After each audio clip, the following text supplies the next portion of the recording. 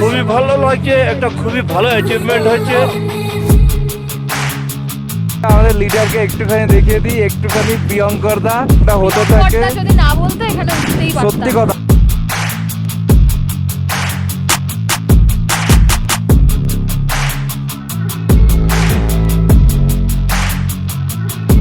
আর এই যে আমাদের পুরো টিম এখানে সবাই।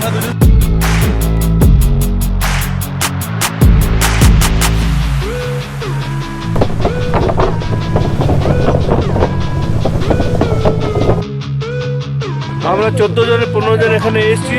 এটা আমার সেকেন্ড টাইম। বছর বছর হতেই হবে, আসছে বছর আবার।